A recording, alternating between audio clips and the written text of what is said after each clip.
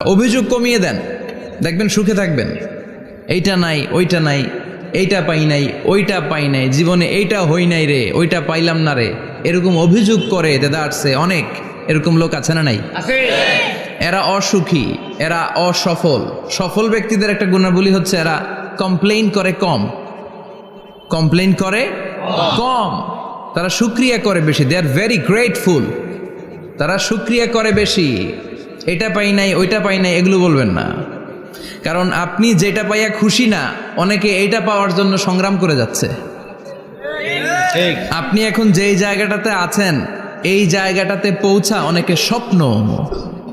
আপনি এটা পেয়ে খুশি না, কিন্তু আপনার জায়গায় পৌঁছার জন্য অনেকে স্ট্রাগল করে যাচ্ছে, সংগ্রাম করে যাচ্ছে। আপনি যেই পজিশনে আছেন, শুধু এই পজিশনে আসাটাই অনেকের স্বপ্ন।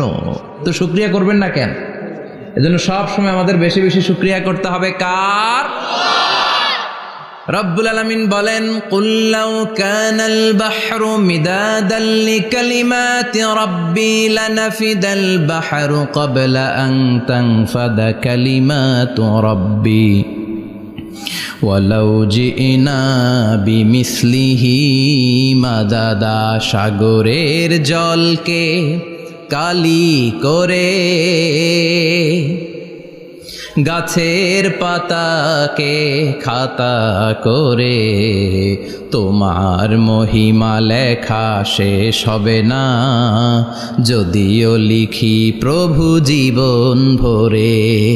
সাগরের জলকে কালি করে, গাছের পাতাকে খাতা করে, তোমার মহিমা লেখা শেষ হবে না, যদিও লিখি প্রভু জীবন ভরে।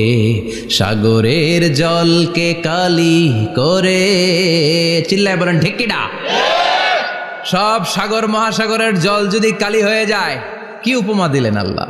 সব সাগরের পানি যদি কালি হয়ে যায়, সব গাছের পাতাও যদি খাতা হয়ে যায়, আর সাগরের জল নামক কালি দিয়ে গাছের পাতা নামক খাতার উপরে যদি আমি আল্লাহর প্রশংসা তোমরা লিখতে শুরু করে দাও, সাগরের জল শেষ হয়ে যাবে, গাছের সব পাতাগুলো ফুরিয়ে যাবে, আমি আল্লাহর প্রশংসা করে শেষ করা যাবে না।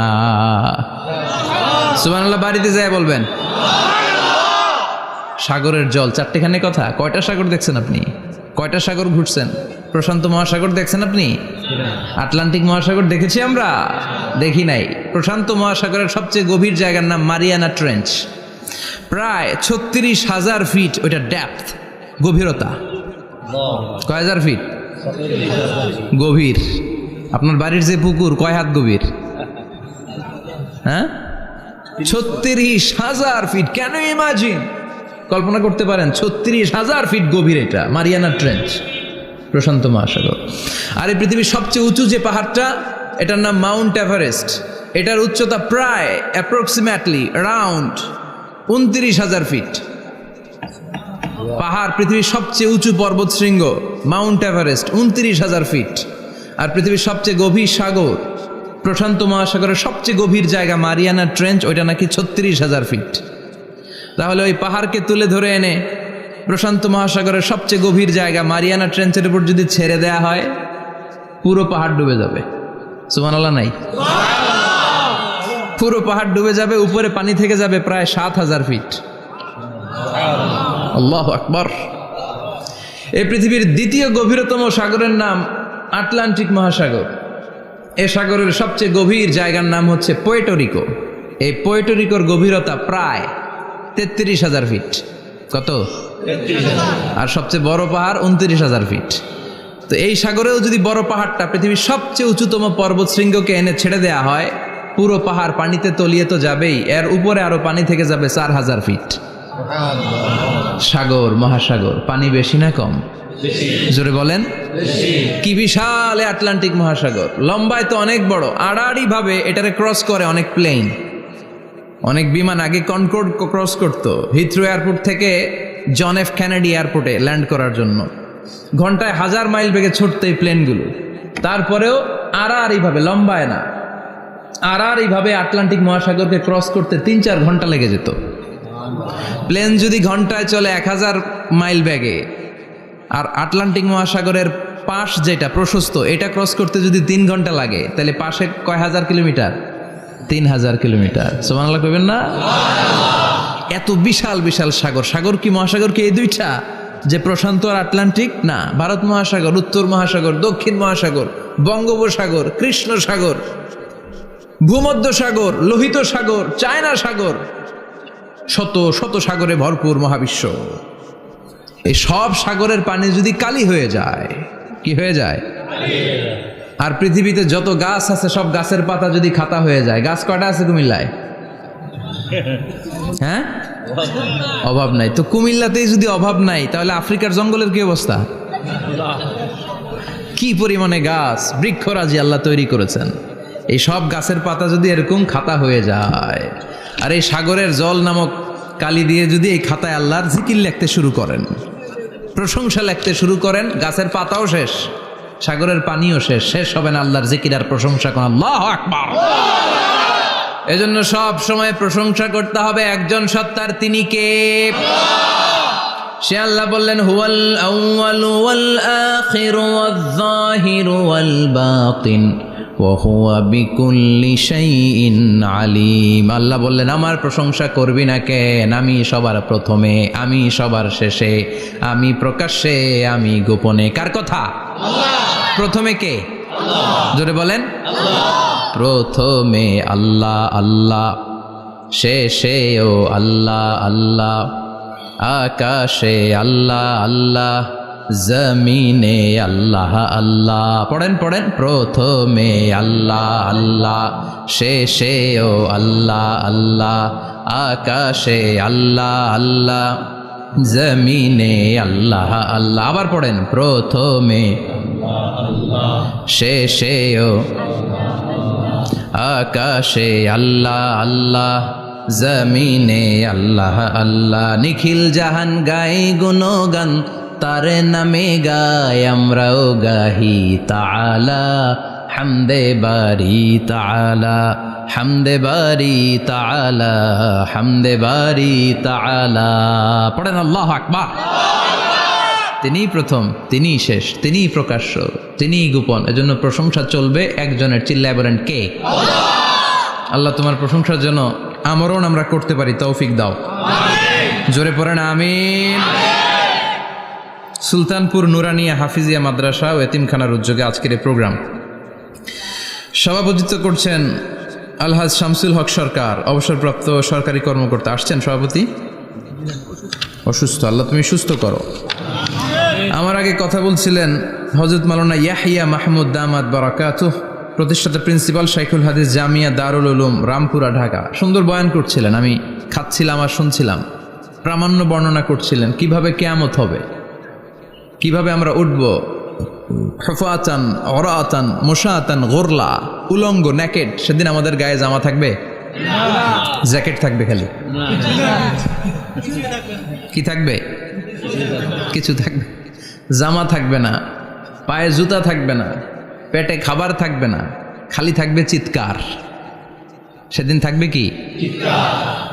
মনে হয় কথাগুলো প্রতিদিন এগুলো রিমাইন্ডার দিবেন নিজেকে, যে ওই দিনটার মুখোমুখি আমি হতে যাচ্ছি। আমি কি তৈরি করেছি আখিরাতে নাজাতের জন্য। প্রতিদিন ভাবতে হবে যে দাদা চলে গেল, বাবা চলে গেল, আমিও ওই একই পথের যাত্রী। দ্য ডেস্টিনেশন ইজ সেম, গন্তব্য এক, কেউ আগে কেউ পরে। এটাই ওয়াজ, এটাই দামি ওয়াজ। এটা মনে রাখলেই মানুষ আর চুরি করতে পারে না, মিথ্যা বলতে পারে না, ইফটিজিং করতে পারে না, পরকিয়া করতে পারে না, মতের বিরুদ্ধে গেলে তারে রামদা দিয়ে কোপাইতে পারে না। চিল্লা এখন ঠিক কিনা? এটাই হচ্ছে ইসলাম। আখিরাতের স্মরণ, যিকরাদ্দার, চলে যেতে হবে। ছোট্ট আছি, বড় হব। এই যে দাড়ি পাকা মুরব্বীরা যারা আছেন, ওনার মায়ের পেট থেকে তো এরকম সাদা দাড়ি নিয়ে বেরিয়েছিল না? ছোট্ট বাচ্চা হয়ে এসেছিল, ওনারা ওয়া ওয়া করে কেঁদেছে। শৈশব, কৈশোর, যৌবন, প্রৌঢ়ত্ব, বার্ধক্য, বয়সের ভার, চুল আর দাড়ির শুভ্রতা। আগে ছিল সিঙ্গেল, হয়েছে ডবল, এরপর হয়েছে মেয়ের বাপ, এরপরে শ্বশুর, এরপরে নানা। This is the circle of life. এটাই সার্কেল, রাউন্ড, এভাবে ঘুরে আবার চলে যেতে হবে। এই চিন্তাটা যদি মাথায় থাকে, ওই লোক টেন্ডারবাজি করতে পারে? চাঁদাবাজি, ইফটিজিং, মিথ্যা বলতে পারে, যৌতুক খেতে পারে? এজন্য সব সময় give yourself the reminder of আখিরা। আখিরাতের রিমাইন্ডার নিজে দেন। অন্যায় হয়ে গেলে, ভুল হয়ে গেলে রিমাইন্ডার দেন যে থাকতে আসি নাই, চলে যাব। কেউ থাকতে পারে নাই, নবীরাও পারে নাই। যেই মালাকুল মাউত রুহু কবজ করে, ওই ফেরেশতা থাকতে পারছে? চলে গেছে। আমাদেরকে চলে যেতে হবে। আল্লাহ বুঝার তৌফিক দাও। তো উনি এগুলো নিয়ে দেখলাম কথা বলছিল, চমৎকার বলছিল। এরকম ভালো আলেমদের দাওয়াত দেওয়া উচিত, যারা কিচ্ছা কাহিনী না বলে কনস্ট্রাকটিভ কথা বলে, কিছু শিখে যাওয়া যায়, কিছু জেনে যাওয়া যায়। পুঁজির বোঝাটা হালকা না, ভারী করা যায়, ঠিক কি না? আল্লাহ আমাদেরকে তৌফিক দান করুক। উনি যা বললেন আমরা যেন আমল করতে পারি। আরো অনেকে কথা বলেছেন, যারাই বলেছেন নিঃসন্দেহে কোরআন থেকে বলেছেন। আমরা চাই এই কোরআনের কথা ছড়িয়ে পড়ুক শহর, গ্রাম, বন্দর, বিশ্বের আনাচে কানাচে, সব জায়গায়। রাজি আছেন তো? কোরআন দিয়ে দেশ চলুক আমরা চাই না? কোরআন দিয়ে সমাজ চলুক আমরা চাই না? কোরআনের ভেতরে সব সমস্যার সমাধান দিয়েছে কে? আল্লাহ। সমাধান চাও যদি জীবনে মরণে, ফিরে যাও খুঁজে নাও, চোখ রাখো কোরআনে। পড়েন সবাই, সমাধান ফিরে যাও খুঁজে নাও, চোখ রাখো কোরআনে। If you want the solution this দুনিয়ায় নাখিরা, go back, have a look to the holy কোরআনে। ঠিক কি না? Go back, sit down and have a look to the Quran. বসো, ঠান্ডা মাথায় দেখো কোরআনে কি বলেছে আল্লাহ। প্রবলেম সলভিং মেথোডোলজি, সব সমস্যার সমাধান এই কোরআনে আছে না নাই? এই কোরআনের মাজলিসে আজকে আসতে বসতে পেরে খুশি না বেজার? কম না বেশি? আসুন আমরা আল্লাহর দরবারে শুকরিয়া জানাই আর পড়ি আলহামদুলিল্লাহ। প্রাণটা খুলে পড়েন আলহামদুলিল্লাহ। আল্লাহর একটা ডাক দেন, বলেন ইয়া আল্লাহ। আরো জোরে পড়েন ইয়া আল্লাহ। আল্লাহ তুমি কবুল করো। আমরা সরাসরি এই বইটা থেকে এখন কথা শুনবো। এই দেখেন, পৃথিবীর কোনো বইয়ে এত ময়লা থাকে না যত ময়লা থাকে কোরআনে। কারণ সমাধান দিবে তো, এজন্য ময়লা টয়লা নিয়ে সব সমাধান করে ফেলবে কোরআন। যত জায়গায় তাফসির করতে যাই ধুলাবালি মিশে থাকে। Quran for not your bookshelf, Quran is for yourself. Quran আপনার বুক সেলফের জন্য না, কোরআন আপনার জন্য। আমরা বুক সেলফে রাখি, তাও নিচের থাকে না, উপরের থাকে, যাতে কেউ নাগাল না পায়। এরকম ডাকাইতে আছে না নাই? কোরআনের সাথে অ্যাটাচমেন্ট বাড়াতে হবে। You have to increase your attachment with the holy Quran. এটা এনলাইটেন করতে এসেছে আপনার জীবনকে, আলোকিত। এই যে আমরা কোরআনের উপর আলোকপাত করি না, এটা এনলাইটেন করে, আলো বিচ্ছুরিত করে, আপনার জীবনকে উজালা করবে। এজন্য কোরআনের সাথে সম্পর্ক বাড়াতে হবে, শুদ্ধভাবে পড়তে জানতে হবে, অর্থ জানতে হবে। আল্লাহ কি বলেছেন জানতে মনে চায় না? আসুন আমরা জানার চেষ্টা করি। আল্লাহ তুমি তৌফিক দাও, পড়েন আমিন। আমি আপনাদের খেদমতে সূরা ইয়াসিন থেকে তেলাওয়াত করছি, টের পাইছেন? ইয়াসিন মুখস্থ আছে কার কার? আর উঠবে না হাত? মাশাআল্লাহ। অর্ধেক মুখস্থ আছে কার দেখি? আচ্ছা, প্রথম 5 আয়াত মুখস্থ আছে কার? আচ্ছা, এই সূরার নাম আজকে প্রথম শুনছেন কে কে? হাত তোলেন। নাম সবাই শুনছে তাই না? আল্লাহ কবুল করো। আরো জোরে পড়েন আমিন। তো সূরাতুল ইয়াসিন থেকে আজকে আমরা কথা শুনবো ইনশাআল্লাহ। পড়েন ইনশাআল্লাহ, যতটুকু আমাদের সাধ্যে কুলায়। এটা মাক্কি সূরা। সূরা ইয়াসিনটা কি সূরা? মাক্কি সূরা। বিশ্বনবীর জীবনে 2টা পর্ব, একটা মাক্কি পর্ব, একটা মাদানী পর্ব। একটা হচ্ছে মাক্কি ইনিংস আর একটা মাদানী ইনিংস। ক্রিকেটে ইনিংস থাকে, ফার্স্ট ইনিংস, সেকেন্ড ইনিংস, বুঝতে সুবিধা না? কমন পড়ছে সবার? তো এটা হচ্ছে বিশ্বনবীর মাক্কি ইনিংসের একটা সূরা। মাক্কি ইনিংসের বৈশিষ্ট্য হচ্ছে বিশ্বনবী তাওহীদের দাওয়াত দিয়েছেন, রিসালাতের দাওয়াত দিয়েছেন, আখিরাতের কথা বলেছেন, একটু নরম নরম কথা বলেছেন। কারণ চারদিকে খালি মাইর। চারদিকে কি? কোরআনের কথা বললে মাইর আছে না? মার খেতে হয়, বকা শুনতে হয়, ঝুঁকি নিয়ে কথা বলতে হয়। চিল্লা এখন ঠিক কিনা? বিশ্বনবীরে বলা হলো এগুলো ছেড়ে দেন, এগুলো ছেড়ে দেন। সুন্দরী নারী দেব, টাকার পাহাড় দেব, ক্ষমতার চেয়ারে বসিয়ে দেব, সব দিব। এই হচ্ছে আমাদের 3 দফা। নারী দিব, সম্পদ দিব, ক্ষমতা দিব। বিষ্ণু বললেন আমার খালি 1 দফা। আমার কয় দফা? 1 দফা। লা ওয়াদাউ আশ-শামসা ফি ইয়ামিনি, সূর্য যদি ডান হাতেও দাও, ওয়াল কামারা ফি ইয়াসারি, চন্দ্র যদি বাঁ হাতেও দাও, এই কালেমার দাওয়াত থেকে 1 হাতও আমারে পিছনে নেওয়া যাবে না। চিল্লা এখন ঠিক কিনা? মুমিন কখনো ভয় পায় না, মুমিন কখনো পিছু হটে না, মুমিন স্ট্র্যাটেজি চেঞ্জ করে, মুমিন কৌশলী হয়। এই রাস্তা দিয়ে যাওয়া যায় না, বৈশা বৈশা কেঁদে লাভ নাই, রাস্তা আরেকটা খুঁজতে হবে, আরেকটা রাস্তা বানায় নিতে হবে। এটাই হচ্ছে মুমিনের বৈশিষ্ট্য। আল্লাহ তুমি বোঝার তৌফিক দাও। তো বিশ্বনবীর মাক্কি ইনিংসের খেলার সিস্টেম ছিল ঠ্যাক দিয়ে খেলতেন। ক্রিকেটে কি বলে যে উইকেট বাঁচায় খেলতে হবে, তোমার উইকেট যাতে পড়ে না যায়, তো ঠেকায় ঠেকায় খেলে। তো বিশ্বনবী ঠেকায় ঠেকায় খেলছেন, আর 4 ছক্কা মারছে সব মাদানি ইনিংসে। সুবহানাল্লাহ নাই?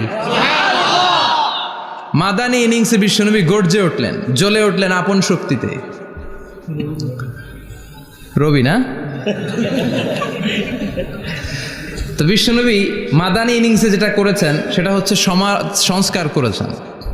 হি was a very good reformer of the society, as a father, as a husband, as a reformer of the society, as a lawgiver, as a lawmaker, as a commander, and as a messenger. Muhammad is the Superman of the world. স্বামী হিসেবে, বাবা হিসেবে, নেতা হিসেবে, নবী হিসেবে, সমাজ সংস্কারক হিসেবে, আইন প্রণেতা হিসেবে মুহাম্মদ হচ্ছেন এই পৃথিবীর জন্য সুপারম্যান। তার কোনো তুলনা হয় না, বিশ্বনবীর কোনো তুলনা হয় না। Beyondless, boundless, bottomless. তারা নিয়ে কথা বলতে গেলে সময় ফুরায় যাবে, মাইকের ব্যাটারি শেষ হয়ে যাবে, মাগার কথা শেষ হবে না।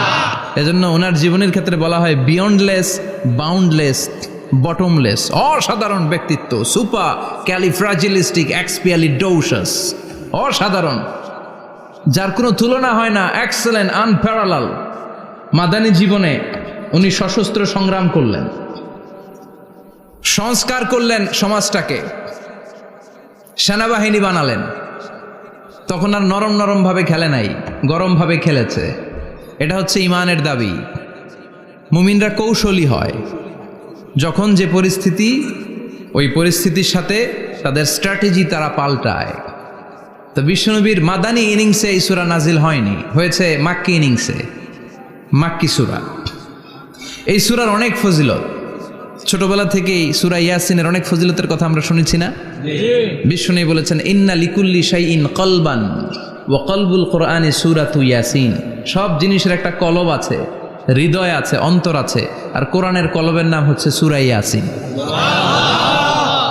বিশ্বনবী বললেন ইন্না লিকুল্লি শাইইন কলবান, সব জিনিসের একটা কলব আছে। ওয়া ইন্না কলবাল কোরআনি সূরাতু ইয়াসিন, আর কোরআনের কলবের নাম হলো সূরাতু ইয়াসিন।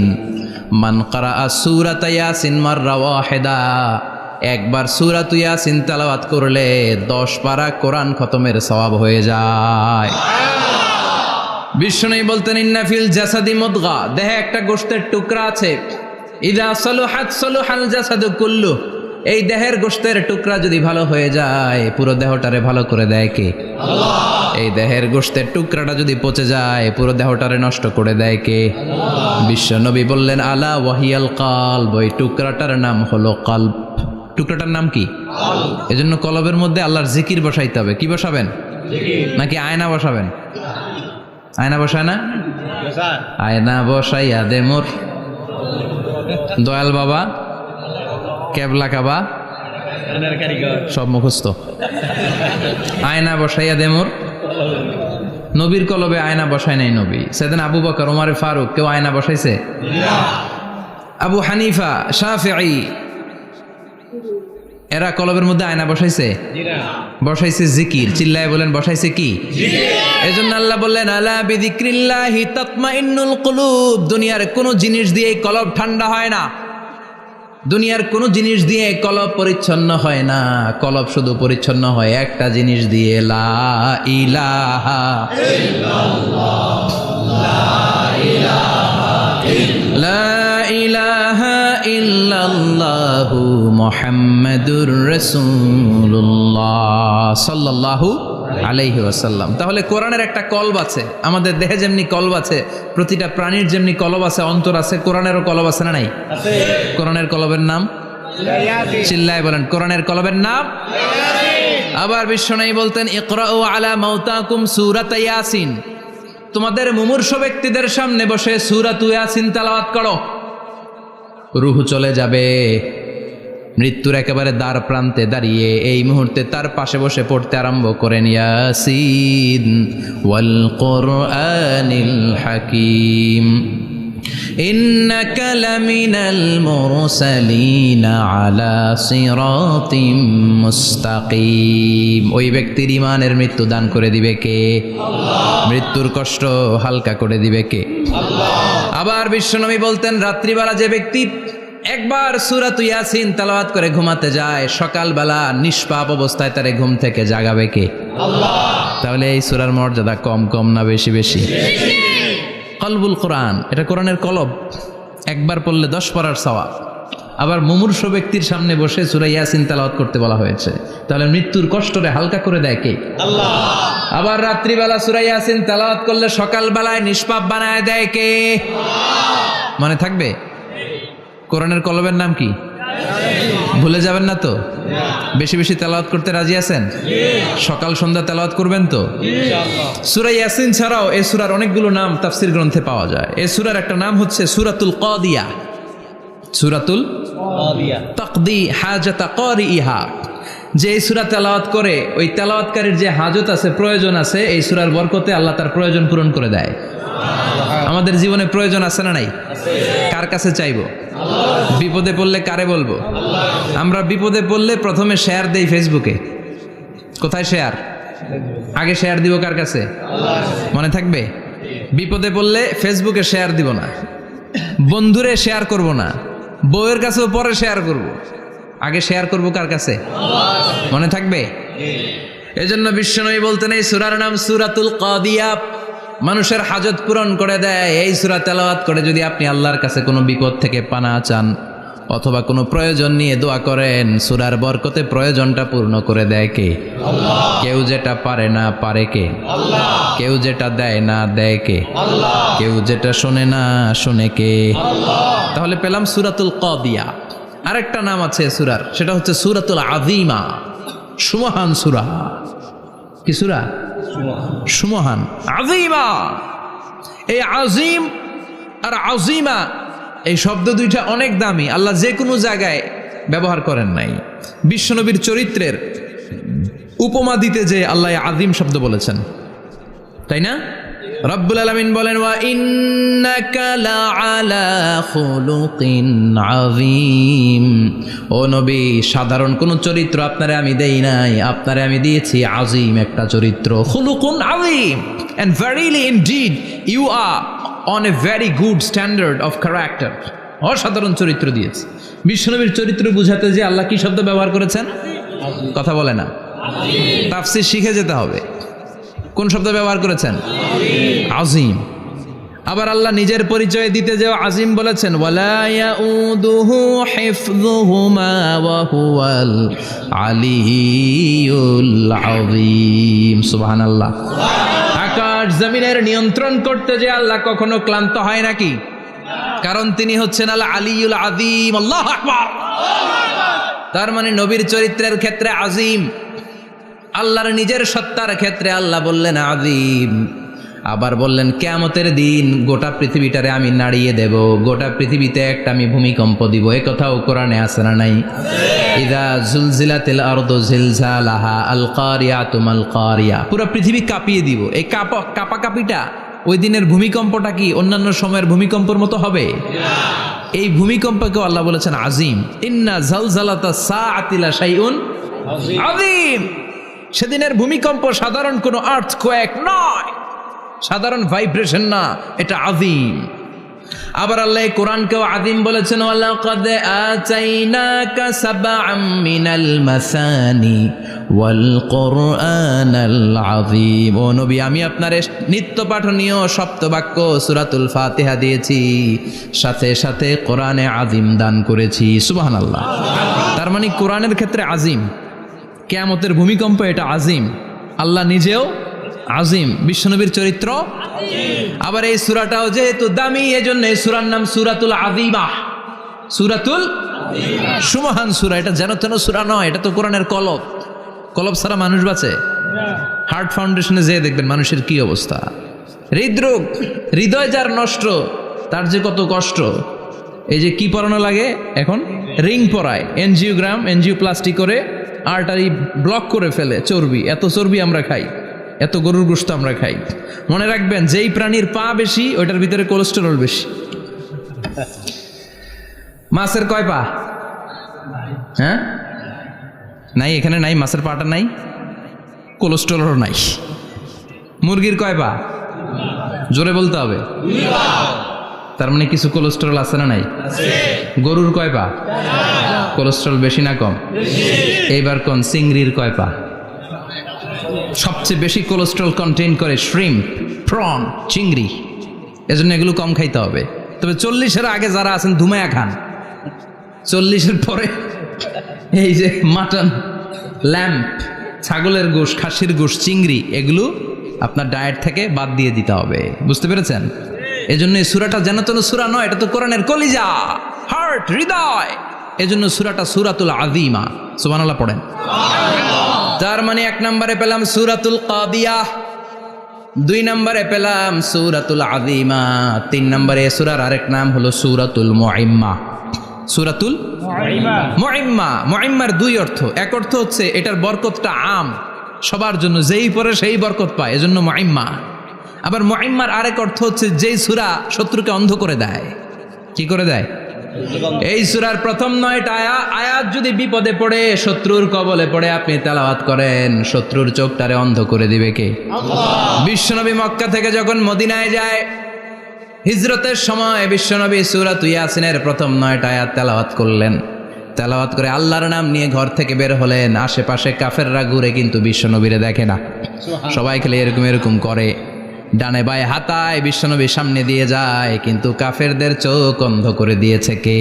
আল্লাহ। এজন্য কোরআন তেলাওয়াত করলে কাফেরদের চোখকে অন্ধ বানায় দেয় কে? আল্লাহ। এজন্য সূরার একটা নাম হচ্ছে সূরাতুল মুইম্মা। কি নাম? অন্ধ করে দেয়। তাফসিরে কুরতুবির মুসান্নিফ ইমাম আল কুরতুবি, ওনাকে জালিম বাদশাহ বন্দী করেছিল। ওনার তাফসিরে এসেছে উনি শক্তিশালী লোক ছিলেন, জেলখানা ভেঙে বাঁচার জন্য দিছে দৌড়। উনারেও ধরার জন্য জালিম বাদশার সৈনিকেরা ঘোড়া নিয়ে রওনা হয়েছে। উনিও দৌড়ায়, ঘোড়াও পেছন থেকে আসে। ওমিয়া মানুষ কি ঘোড়ার দৌড়ের সাথে পারে? উনি হাঁটতে হাঁটতে হয়রান হয়ে এক বালুর ময়দানে যে ধপাস করে পড়েছেন। ওরাও ঘোড়া দিয়ে এসে নেমেছে, কিন্তু আজীব তামাশা, উনি বালুতে ধপাস করে পড়েই সূরা ইয়াসিনের প্রথম 9 আয়াত তেলাওয়াত করতে শুরু করেছেন। ওরা নিচে নেমে ডানে বায়ে সামনে পিছনে খালি খুঁজে, কিন্তু দেখে না, সামনে কিন্তু বসা। ওদের চোখটার অন্ধ করে দিছে কে? আল্লাহ। বিশ্বাস হয়? ঈমান হয়?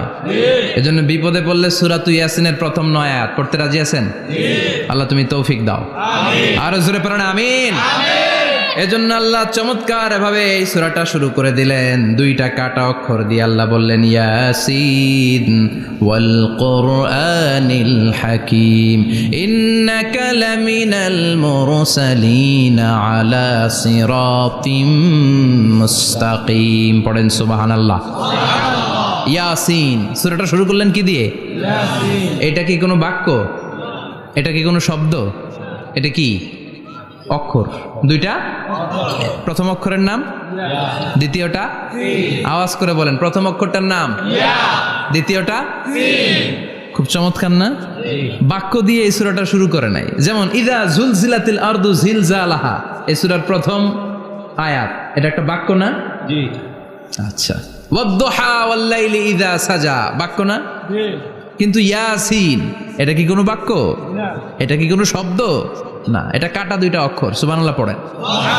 আল্লাহ 114টা সূরার প্রায় 29টা সূরা এরকম কাটা কাটা অক্ষর দিয়ে শুরু করেছেন। সুবহানাল্লাহ নাই?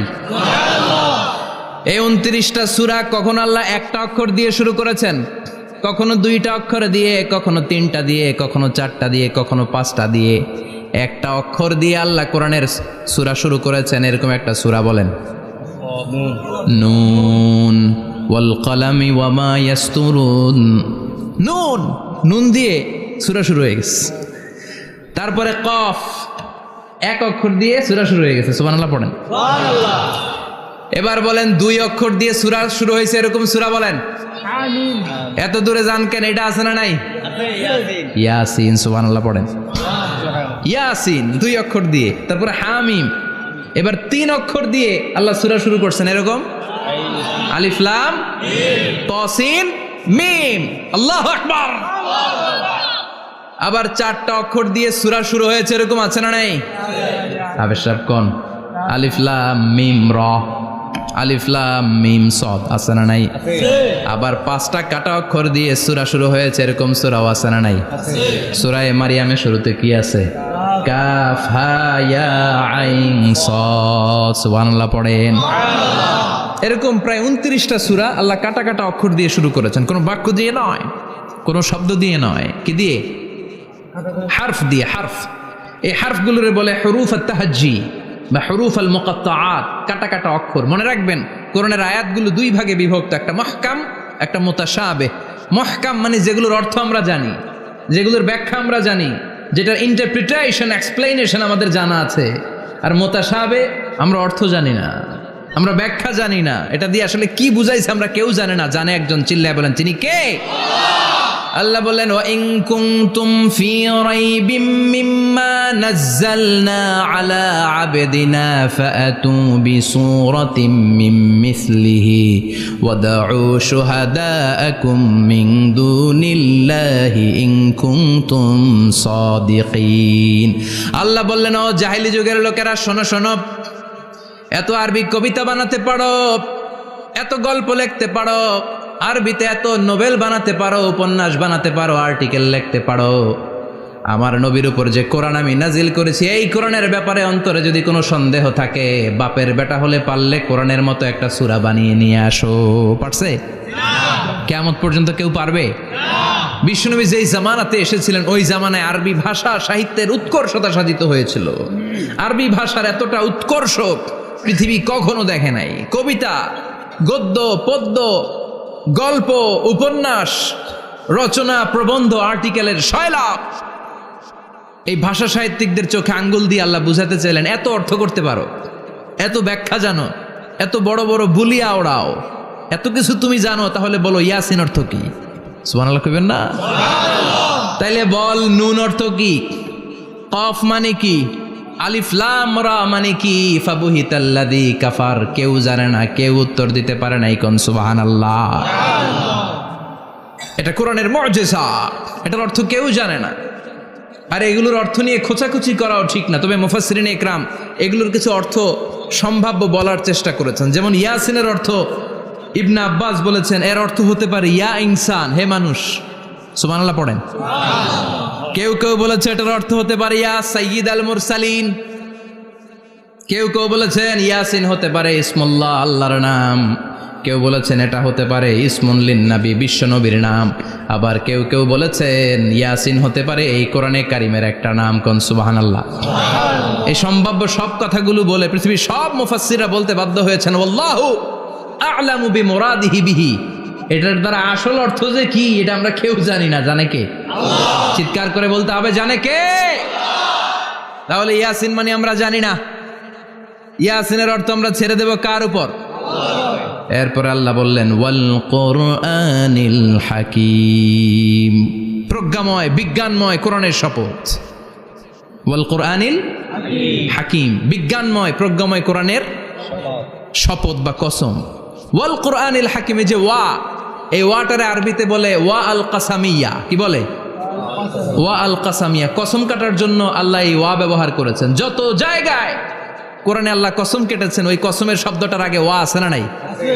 ও মিয়া, কোরআনে আল্লাহ সময়ের শপথ করেছেন, কসম কেটেছেন, যুগের কসম কেটেছেন। যুগের সময়ের আরবি হলো আল আসর। এই আসরের আগে ওয়া আছে না নাই? কি বলছে আল্লাহ? ওয়াল আসর, ওয়াল। আবার 3 ফলের কসম আল্লাহ কোরআনে কেটেছেন। কি বলেছেন? ওয়াত্তিন মানে তিনের কসম, জাইতুনের কসম কেটেছেন বলেছেন ওয়াজ্জাইতুন, তুর পাহাড়ের কসম কেটেছেন বলেছেন ওয়াতুরে সিনিন। যত জায়গায় কসম তত জায়গায় ওয়াও আছে না নাই? পাহাড়ের নামে কসম কেটেছেন আল্লাহ বলেছেন ওয়াত্তুর। সূর্যের নামে কসম কেটেছেন আল্লাহ বলেছেন ওয়াশ-শামসি ওয়া দুহাহা। সুবহানাল্লাহ কইবেন না? ফজরের নামে কসম কেটেছেন, কি বলেছেন? ওয়াল ফাজর। জিলহজ মাসের প্রথম 10 রাতের কসম কেটেছেন, কি বলেছেন? ওয়া লায়ালিন আশার। জোর আর বেজরের কসম কেটেছেন আল্লাহ বলেছেন ওয়াশ-শাফঈ ওয়াল ওয়াতর। সূরা ইয়াসিনে কাটা কাটা 2টা অক্ষরের পরে রব্বুল আলামিন কোরআনের কসম কেটেছেন, এজন্য আল্লাহ বলেছেন ইয়াসিন ওয়াল কুরআনিল হাকীম। ইয়াসিন ওয়াল কুরআনিল হাকীম, প্রজ্ঞাময় বিজ্ঞানময় কোরআনের শপথ। কোরআনের মধ্যে বিজ্ঞান আছে না নাই? বেশি না কম? বিশ্বাস হয় না নাস্তিকদের কথা বিশ্বাস হয়? নাস্তিকরা বলে কোরআনের মধ্যে বিজ্ঞান নাই, কোরআনের মধ্যে সায়েন্স নাই, কোরআনের ভেতরে টেকনোলজি নাই। কিন্তু কোরআন বলে এমন কিছু নাই, মানুষের প্রয়োজনীয় এমন কিছু নাই যেটা আমার ভিতরে নাই। আল্লাহু আকবার। আল্লাহ বললেন মা ফররাতনা ফিল কিতাবি মিন শাই, কিতাবের মধ্যে আমি কিছু বাদ রেখে দেই নাই। ইতিহাসের কথা বলেছি, পাতালপুরীর কথা বলেছি, ঊর্ধ্ব জগতের কথা বলেছি, মহাকাশের কথা বলেছি, cosmology, astrology, geology, zoology, botany, human anatomy, embryology, সব কিছুর কথা কোরআনের মধ্যে দিয়েছে কে? আল্লাহ। কোরআনের ভেতরে মানুষের কথা আছে না নাই? আছে। কোরআনের মধ্যে গাভীর কথা আছে না নাই? আছে। গাভীর কথাও আছে? আছে। কই আছে? বাকারা। হ্যাঁ, বাকারা, সূরাতুল বাকারা, গাভীর সূরা। সুবহানাল্লাহ কইবেন না? সুবহানাল্লাহ। মানুষের কথা আছে সূরাতুল ইনসান, জিনদের কথা আছে সূরাতুল জিন, মাকড়সার কথা আছে সূরাতুল আনকাবুত, মৌমাছির কথা আছে সূরাতুন নাহাল। মৌমাছির কথা বলেছেন, দুধের কথা বলেছেন, প্রাণীর কথা বলেছেন, খাদ্যের কথা বলেছেন, মানুষের দেহ বৈশিষ্ট্যের কথাও বলেছেন। চিৎকার করে পড়েন আল্লাহু আকবার। আল্লাহ বললেন ওয়া আওহা রাব্বুকা ইলান নাহলি আনিত্তাখিযি মিনাল জিবালি বুয়ুতাও ওয়া মিনাশ শাজারি ওয়া মিম্মা ইয়ারিশুন। সুবহানাল্লাহ পড়েন। ওয়া আওহা রাব্বুকা ইলান নাহল, আল্লাহ মৌমাছির কাছে সিক্রেট মেসেজ পাঠিয়েছেন। সুবহানাল্লাহ পড়েন। ওহীকে আরবিতে বলে সিক্রেট মেসেজ। সায়েন্টিফিক আলোচনা শুরু হইতেছে, মনোযোগ আছে না গেছে? জিমানি ধরছে? হ্যাঁ, মনোযোগ আছে না গেছে? তাকবীর দেওয়া যাবে? জোরে না আসতে? শুরুতে বিবাহিতরা দেন, এরপরে অবিবাহিতরা দেন, এরপরে সবাই মিলে দেন। বিবাহিত কারা কারা দেখি?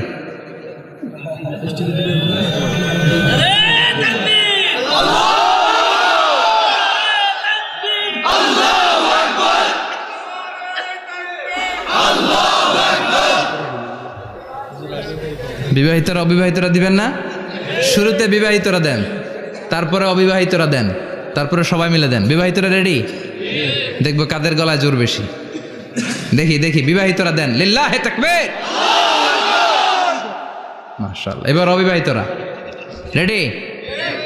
আওয়াজ নাই, হেরে যাবে আজকে, হেরে যাবে। রেডি? তাকবীর দাও। লিল্লাহি তাকবীর।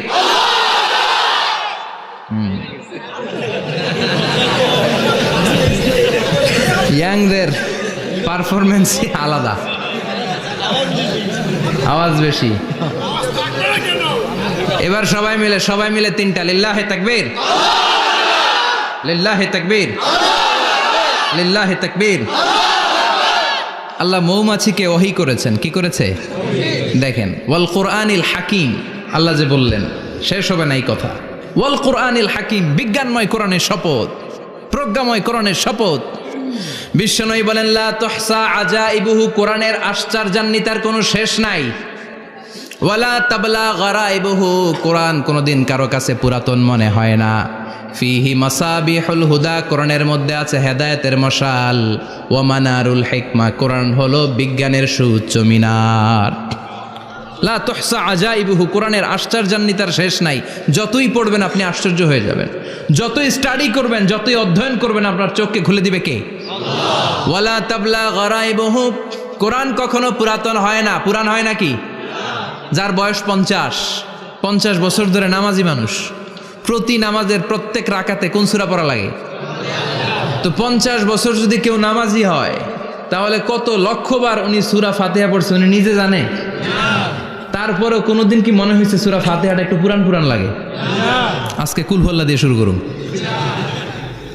কথা বলেন, পুরান লাগছে কোনোদিন?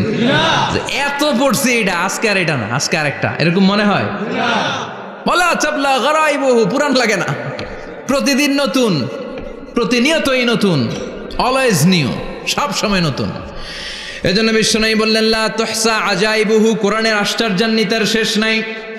ওয়ালা তাবলা গরাইবুহু, কোরআন কখনো পুরাতন হয় না। ফিহি মাসাবিহুল হুদা, কোরআনের মধ্যে আছে হেদায়েতের মশাল। ওয়া মানারুল হিকমা, কোরআন হলো বিজ্ঞানের সুউচ্চ মিনার। সুবহানাল্লাহ। আল্লাহ বললেন ওয়া আওহা রাব্বুকা ইলান নাহাল, আমি মৌমাছির কাছে মেসেজ দিলাম, সিক্রেট মেসেজ, আনিত্তাখিযি মিনাল জিবালি বুয়ুতা, তোমরা পাহাড়ের মধ্যে তোমাদের বাড়ি বানাও, মৌচাক বানাও। অমিনা সাজার, গাছের মগ ডালে, বড় বড় ডালে তোমরা বাসা বানাও। ওয়ামিম্মা ইয়ারিশুন, উঁচু উঁচু জায়গায় মৌচাক বানাও, যাতে করে গ্রামের ছোট্ট ছেলেরা ঢিল মারতে না পারে। কোন সুবহানাল্লাহ। মৌমাছির আল্লাহ শিখাই দিছে। নিচু জায়গায় কোনোদিন মৌমাছির বাসা দেখবেন? নিচু জায়গায় সহজে নাগাল পাওয়া যায়, ধরা যায়, কথা কন। ডাল বেয়ে মগ ডালে ওঠা লাগে মধু খাইতে চাইলে। চিল্লায় বলেন ঠিক কিনা? আল্লাহ সিক্রেট মেসেজ দিলেন আর বললেন আনিত্তাখিযি। আলেম যারা আছেন বলেন তো, ইত্তাখিযি এটা কি মুজাক্কারের সিগা না মুয়ান্নাসের সিগা? কথা কইতে হবে, কেউ নাই এটার উত্তর দেওয়ার মতো। মুয়ান্নাস, মাশাআল্লাহ, এটা স্ত্রীবাচক শব্দ। আল্লাহ মৌমাছিকে যে মেসেজ করছে পুরুষ মৌমাছিরে কয় নাই, এটা নারী মৌমাছিরে কইছে। চিল্লা এখন সুবহানাল্লাহ। এখন গবেষণা করে দেখা গিয়েছে, কার্ল ভন ফ্রিচ একজন অস্ট্রিয়ান বিজ্ঞানী, উনি এটা নিয়ে গবেষণা করে 73 সালে 1973-তে নোবেল পেয়ে গেছে। এই আয়াতের উপর গবেষণা করে আল্লাহ কেমন করে সিক্রেট মেসেজ দিয়েছেন, কেমন করে মৌমাছি মৌচাকের বাসা বাঁধে, কেমন করে মধু আহরিত হয়, এটার উপর গবেষণা করে উনি একটা বই লিখেছেন, দ্য ডান্সিং বিজ। নেচে যাওয়া মৌমাছিগুলো, নাচতে নাচতে যেতে থাকা মৌমাছিগুলোর উপর একটা বই লিখে, দ্য ডান্সিং বিজ লিখে উনি নোবেল প্রাইজ পেয়েছেন এই মধুর উপরে। চিল্লায় পড়েন আল্লাহু আকবার। এখন কোরআনের আয়াত থেকে বোঝা গেল আনিত্তাখিযি মিনাল জিবালি বুয়ুতা, আল্লাহ নারী মৌমাছিকে বলেছেন মৌচাক বানাও, তোমাদের মধু রাখার জন্য বাসা বানাও। কার্ল ভন ফ্রিচ গবেষণা করে পেয়েছে মৌচাকের বাসা বানানো হয়, মধু আহরণ করা হয়, যেই মৌমাছিটা নেতৃত্ব দেয় এটা পুরুষ মৌমাছি নয়, এটা হলো মহিলা মৌমাছি। কোন সুবহানাল্লাহ। পুরো মৌচাকের মধ্যে মধু আহরণ, মধু নেওয়া, পুরো প্রসিডিউরটা সারার জন্য কোনো পুরুষ মৌমাছি লিডিং দেয় না, লিডিং দেয় একটা নারী মৌমাছি, স্ত্রী মৌমাছি। এজন্য ইত্তাখিয, ম্যাসকুলিন জেন্ডার ইউজ না করে আল্লাহ বলেছেন ইত্তাখিযি। নারী মৌমাছিকে আল্লাহ অ্যাড্রেস করে বলেছেন যাও মৌচাক বানাও আর এটার মধ্যে মধু আহরণ করো। চিল্লায় পড়েন আল্লাহু আকবার। আল্লাহ বললেন ইত্তাখিযি মিনাল জিবালি বুয়ুতা, পাহাড়ের মধ্যে ঘর বানাও, ওয়ামিনাস সাজার, গাছের বড় ডালের মধ্যে ঘর বানাও, ওয়ামিম্মা ইয়ারিশুন, উঁচু উঁচু জায়গায় ঘর বানাও। উনি গবেষণা পেয়েছেন এই মধুর মধ্যে অসাধারণ কিছু ন্যাচারাল অ্যান্টিসেপটিক আছে। কি আছে? Natural antiseptic. এটার নাম হচ্ছে প্রপিলিস। প্রপিলিস নামে একটা লিকুইড পাওয়া যায় মৌচাকের মধ্যে। এটা কাটা জায়গায় লাগা দিলে স্যাভলন, ডেটল কিছু লাগানো লাগবে না। ওই প্রপিলিসের কারণে আপনার কাটা জায়গা এমনি শুকিয়ে যাবে। সুবহানাল্লাহ পড়েন। দ্বিতীয় বিশ্বযুদ্ধে রাশিয়ান যত সৈনিকরা যুদ্ধে আহত হতো, ওরা আলাদা করে অ্যান্টিসেপটিক খাইতো না, ওরা মধু আইনা লাগাই দিত আর সুস্থ হয়ে যেত। সুবহানাল্লাহ পড়ে। নিউজিল্যান্ডের কিছু বিজ্ঞানীরা আবিষ্কার করেছে মৌমাছির হুলের ভিতরে রেমেটিক ফিভারের অ্যান্টিবায়োটিক আছে। অনেকের বাত জ্বর হয়, বাতের ব্যথা থাকে না? থাকে, মুরব্বীদের বেশি হয়। ওই জায়গার মধ্যে যদি আপনি মৌমাছি এনে ঢুকাই দিতে পারেন, মৌমাছির হুল লাগাই দিতে পারেন, ভালো হয়ে যাবে। মৌমাছি যখন হুল ফুটে আরাম লাগে না অনেক? খাইছেন? কামড় খাইছেন? হ্যাঁ, মজা লাগে। তো নিউজিল্যান্ডের এই গবেষকরা এরা আবিষ্কার করেছে যে মৌমাছি যদি হুল ফুটিয়ে দেয়, ওইখানে বাতের ব্যথা থাকলে, বেদনা থাকলে এটা ভালো হয়ে যাবে। আমি নিজে দেখেছি, বিবিসি একটা ডকুমেন্টারি, ইজিপশিয়ান একজন ফিজিশিয়ান, চিকিৎসক, উনি ওনার বাতের ব্যথায় আক্রান্ত যত রুগীরা আছে ওদের গায়ের মধ্যে মৌমাছি এনে এনে নিজে নিজে হুল ফুটায়। রুগী চিৎকার মারে, ও মাগো, ও আল্লাহ গো, কিন্তু একদিন পরে ব্যথা নাই, আর কয় ভালো হয়ে গেছি। সুবহানাল্লাহ কইবেন না? তো এজন্য এই কার্ল বন ফ্রিজ 1973-তে দ্য ডান্সিং বিজ লেখে গোটা বিশ্বকে তাক লাগিয়ে দিয়েছে। তার গবেষণার প্রতিটি পয়েন্ট কোরআনের এই আয়াতের সাথে মিলে যায়। চিৎকার করে পড়েন আল্লাহু আকবার। এই যে আমরা মধু খাই, এই মৌচাকের ভেতরে অন অ্যান অ্যাভারেজ অ্যারাউন্ড 60,000 মৌমাছি থাকে। 3 ভাগে, একটা হচ্ছে কুইন বি, একটা মেল বি, আর একটা হচ্ছে ওয়ার্কার বি। একটা থাকে রানী মৌমাছি, এর নেতৃত্বে সবাই চলে। আর একটা থাকে মেল বি, পুরুষ মৌমাছি, বংশ বাড়ানোর জন্য এদের কাজে লাগে। আর সব হচ্ছে ওয়ার্কার বি, সবাই কাজ করে। আল্লাহ বললেন সুম্মা কুলি মিন কুল্লি সামারাত ফাসলুকি সুবুলা রাব্বিকি যুলুলা। আল্লাহ সিক্রেট মেসেজ দিয়ে বললেন গাছের উপরে বাসাবাদ, পাহাড়ের উপরে মৌচাকের বাসাবাদ, উঁচু উঁচু জায়গায় তোমরা তোমাদের বাসা বাঁধো। সুম্মা কুলি মিন কুল্লি সামারাত, এরপর এলাকার যত মিষ্টি মিষ্টি ফুল আছে, ফল আছে, ওখান থেকে রস নিয়ে আসো। সুবহানাল্লাহ। পুষ্প রস সংগ্রহ করে মধুগুলো, এটার বলে sweet nectar. They collect the sweet nectar from the flowers. এবং মধুর মধ্যে এত চমৎকার জিনিস থাকার কারণ হচ্ছে মৌমাছিগুলো ওই এলাকার সব ধরনের ফুল, ভালো ভালো সুগন্ধযুক্ত ফুল ফল থেকে রস নিয়ে আসে। তো ওই গাছগুলোর মধ্যে বনাজি গাছ আছে না নাই? ঔষধি গাছ আছে না নাই? এজন্য মধুরে বলা হয় সব রোগের ঔষধ। যত বনাজি ঔষধি গাছের নির্যাস আর পুষ্প রস আছে, সব আল্লাহ মধুর ভিতরে ঢুকায়া মধুকে আল্লাহ ন্যাচারাল ভ্যাকসিন বানিয়ে দিয়েছেন। চিল্লায়ে পড়েন আল্লাহু আকবার। আল্লাহ বললেন সুম্মা কুলি মিন কুল্লি সামারাত, সব ফল আর ফুল থেকে এই নেকটার পুষ্পরস নিয়ে আসো। ফাসলুকি সুবুলা রাব্বিকি যুলুলা, যেমন যেমন গিয়েছিলা পথ চিনায় আবার ফিরে আসো। ইয়াখরুজু মিন বুতুনিহা শারাব, এরপর তাদের পেট থেকে বের হয় শারাব। মুখতালিফুন আলওয়ানু, এক একটা মধুর কালার হয়ে যায় এক এক রকম। কোন সুবহানাল্লাহ। সর্ষে ফুলের মধু একটু সাদা সাদা হয় না? আমি হচ্ছি মধু খাওয়ার পোক। আমি দেশে বিদেশে যেখানে গিয়েছি ফ্রেশ হানি আমি অনেক খুঁজেছি। ইয়ামানি একটা মধু পাওয়া যায়, ইয়ামানের সাওয়াহিলি এলাকায়, পাহাড়ি এলাকায়, একেবারে কুচকুচে কালো। আবার অনেক মধু আছে কিছুটা খয়েরি এবং হলুদ বর্ণের। কিন্তু সর্ষে ফুলের যে মধুটা, এটা অনেকটা সাদা। এই পুষ্পরস নিয়ে মৌমাছিগুলো মৌচাকের মধ্যে ঢেলে দেয় না, এগুলো খেয়ে ফেলে। প্রত্যেকটা মৌমাছির পেটের ভেতরে আল্লাহ 2টা করে স্টোমাক দিয়েছে, পাকস্থলী। সুবহানাল্লাহ পড়ে। এটাই Karl von Frisch the dancing bees বইয়ের মধ্যে লিখেছে গবেষণায়, যে 2টা পাকস্থলী। একটা পাকস্থলী দিয়ে মৌমাছি খায়, নিজে খেয়ে বাঁচে। আর একটা পাকস্থলী দিয়ে এই ফ্লাওয়ার নেক্টার, পুষ্প রস সংগ্রহ করে ওই পাকস্থলীতে রাখে। ওই পাকস্থলীর ভেতরে আল্লাহ একটা ন্যাচারাল এনজাইম দিয়েছেন। ওই এনজাইমের সাথে ওই পুষ্প রসটা মিক্সড হয়। তারপরে আরেকটা টিউব আছে, ওই টিউব দিয়ে মৌমাছি যে সে বাসার মধ্যে মৌমাছি যে সেখানে সাপ্লাই করে দিয়ে আসে, মধু ঢুকিয়ে দিয়ে আসে। চিল্লায় পড়েন সুবহানাল্লাহ। তার মানে বিষয়টা এমন না ফুলের রস নিয়ে মৌচাকের দিয়ে আসলো, ফুলের রস সে নেয়, তার স্পেশাল একটা স্টোমাকের মধ্যে ঢুকায়, সেখানে এনজাইম দিয়ে পাচক রস দিয়ে আল্লাহ এটাকে সমৃদ্ধ করে দেয়। তারপর আলাদা একটা নল দিয়ে, টিউব দিয়ে মৌচাকের ভেতরে ঢুকিয়ে দেয়। কোন সুবহানাল্লাহ। কি অসাধারণ পদ্ধতিতে আল্লাহ মধু বানালেন। আর কি সুন্দর মধু হাতের মধ্যে লয়া জিব্বা দিয়া চাটে আর গান গায়, মধু হই হই বিষা বাইলা। আছে না নাই? আল্লাহ শুকরিয়া নাই? মধু খায় আর গান গায়, মধু হই হই বিষা বাইলা, অনহারণে ভালোবাসার দাম নদিলা। আছে না নাই? ডাকাই। তাই মধু খেয়ে শুকরিয়া করতে হবে কার? বসো, চিৎকার করে বলেন শুকরিয়া করতে হবে কার? আল্লাহ বললেন ইয়াখরুজু মিন বুতুনিহা, এটা মধু সরাসরি চলে আসে না, ওর পেট থেকে বের হয়। মুখতালিফুন আলওয়ানুহু, বিভিন্ন রঙের মধু আছে না নাই? ব্ল্যাক কালারের মধু হয়, হোয়াইট হানি হয়, অর্গানিক হানি হয়, ক্রিমড হানি হয়। কত ধরনের মধু যে আল্লাহ পৃথিবীতে রেখেছে তার ইয়ত্তা নাই। এরপর আল্লাহ বললেন ফিহি শিফাউন লিন্নাস, মধুর ভেতরে শিফা দিয়েছে কে? আল্লাহ। এজন্য বিশ্বনবীর খাদ্য তালিকার মধ্যে মধু আছে না নাই? বিশ্বনবী সুগন্ধযুক্তওয়ালা মধু খেতেন, দুর্গন্ধযুক্তওয়ালা কোনো মধু মুখে নিতেন না। সুবহানাল্লাহ। বিশ্বনবীর জামানায় মাগাফির নামে একটা মধু ছিল, দুর্গন্ধযুক্ত। এটা কখনো বিশ্বনবী মুখে নিতে চাইতেন না। সুগন্ধযুক্ত মধু সবসময় বিশ্বনবী খেতেন। বিশ্বনবীর স্ত্রীরা এই সুগন্ধিযুক্ত মধু বোতলের মধ্যে প্রিজার্ভ করে রাখতেন বিশ্বনবীকে দেওয়ার জন্য। বিশ্বনবী প্রাণ ভরে এগুলো পান করতেন, সুবহানাল্লাহ।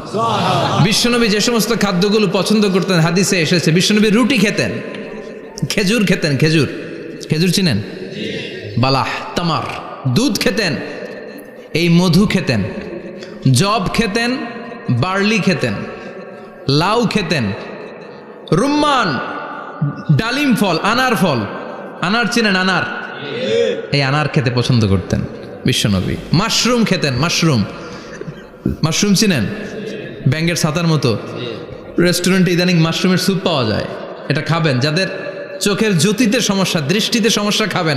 হাদিসে এসেছে আল কামআতু মিনাল মান ওয়া মাউহা শিফাউন লিল আইন। মাশরুম হলো মান্না সালোয়ার মতো খাবার। মাশরুমের স্যুপ যারা খাবে, চোখের জ্যোতি যাদের কম, তাদের চোখের জ্যোতি বাড়িয়ে দিবে কে? বুখারীর বর্ণনা, কানা রাসূলুল্লাহ ইউহিব্বুল হালাওয়া ওয়াল আসাল। বিশ্বনবী মিষ্টান্ন খেতে বড্ড পছন্দ করতেন, আবার বিশ্বনবী বেশি বেশি মধু খেতে পছন্দ করতেন, সুবহানাল্লাহ।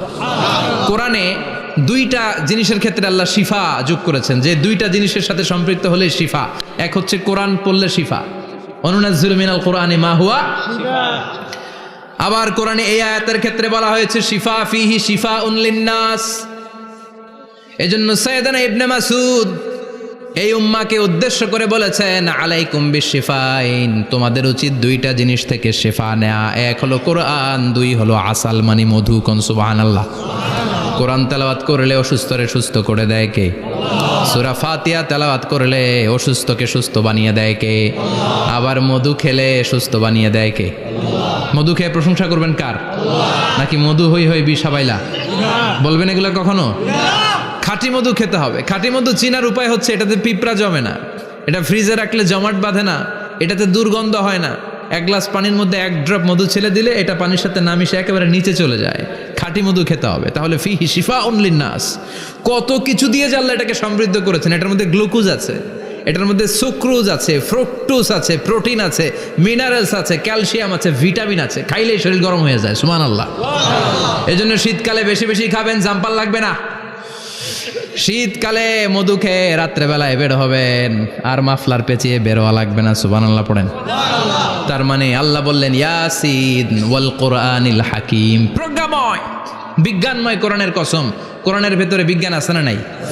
বিজ্ঞানের কথা এই তো শুরু করলাম, আজকে সারা রাত বিজ্ঞানের কথা বলবো ইনশাআল্লাহ।